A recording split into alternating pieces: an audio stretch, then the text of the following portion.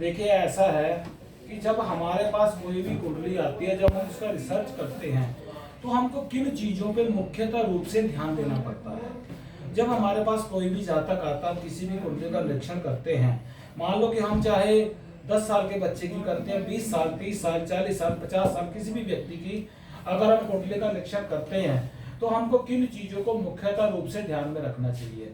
सबसे पहली बात आती है दशा, महादशा, अंतरदशा, प्रत्यंतर दशा, इनका ध्यान रखना पड़ता है, प्राण दशा और सूक्ष्म दशा।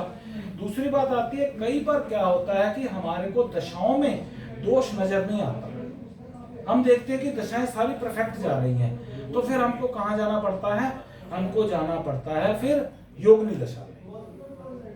फिर हमको योगिनी दशा में उसका फॉल्ट मिल जाता है। अक्सर मेरा अनुभव है जीवन में, मैं कई बार देखता हूँ कि जो दशाएं हैं, महादशाएं बहुत अच्छी जा रही हैं, लेकिन व्यक्ति मेरे को कोई समस्या बता रहा है, गहन रिसर्च करने के बाद योगिनी दशा में प्रवेश किया तो मेरे को फॉल्ट मेरे सामने आ गया। एक बात होती है अष्टोत्तरी दशा, ठीक है, जिसको हम 108 वर्ष की काउंट करते हैं। अब आप ये कहोगे कि हम महादशा को लाएं, योगिनी को लाएं या अष्टोत्तरी को लाएं, अगली बात समझ में। अब एक सवाल आता है बहुत बड़ा कि अष्टोत्तरी दशा हम कहाँ पे लागू करते हैं और उसको लागू करने का सिद्धांत क्या है। तो मैं बताना चाहूंगा आपको, जब भी केंद्र के अंदर, ये केंद्र, ये त्रिकोण के अंदर 1, 5 और 9, 1, 5 और 9 के अंदर अगर आपको राहु मिलता है, 1, 5 में अगर राहु मिलता है तो अष्टोत्तरी दशा उस कुंडली पे लागू होगी, उस कुंडली पर भी वो लागू होगी।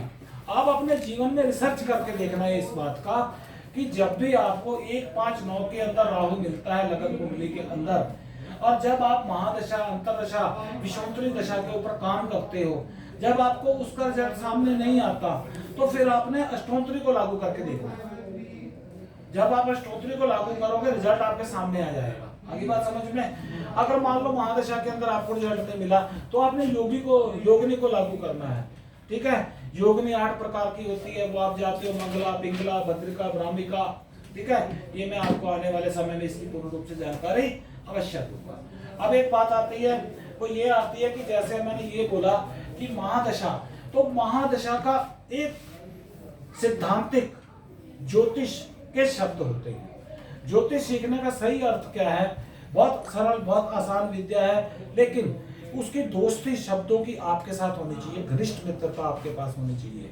उसका अर्थ क्या है, जैसे मैंने पिछले संडे आपको करवाया था कि कौन कौन से प्लैनेट को हमने कौन कौन सा नाम जो दिया हुआ है। जैसे हम महादशा, अंतरदशा, प्रत्यंतर दशा गुरु की लगी है या शुक्र की, शनि की, किसी की भी लगी है, तो उसका सांकेतिक और ज्योतिष नाम क्या है। जैसे प्रदीप्त है, प्रदीप्त के बाद उसका आ जाता है स्वस्थ, प्रदीप्त, स्वस्थ, उसके बाद प्रमुदित, प्रमुदित के बाद शांत, शांत के बाद शक्त, शक्त के बाद भीत, और भीत के बाद जो है उसको पीड़ित, और पीड़ित के बाद कोपी, कोपी के बाद खल। ये जो शब्द हैं, इन्हीं शब्दों में से आपको वो ग्रह मिलेगा, लेकिन इसके पीछे का क्या अर्थ है। जो ग्रह अस्त है उसका अलग नाम है, बात समझ में आ गई कि नहीं। जो ग्रह नीच है उसका अलग नाम है, बात समझ में आ गया। जो ग्रह पीड़ित है उसका अलग नाम है, ठीक है।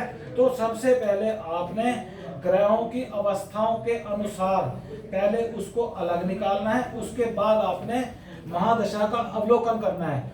ऐसा बिल्कुल नहीं है कि बृहस्पति की महादशा लगी हुई है, अब आपने ये तो देख लिया बृहस्पति की महादशा लगी है और केंद्र में लगी हुई है, बृहस्पति शव क्षेत्री पड़ा हुआ है, अपने घर का पड़ा हुआ है, बहुत अच्छी बात है, हो सकता आज तो, हो सकता वो आज तो तुम्हारा फलित बिल्कुल गलत हो जाएगा। तो इन चीजों का आपने ध्यान रखना है। दूसरी बात आती है, मैंने आपको ये भी समझाया था कि इष्टबल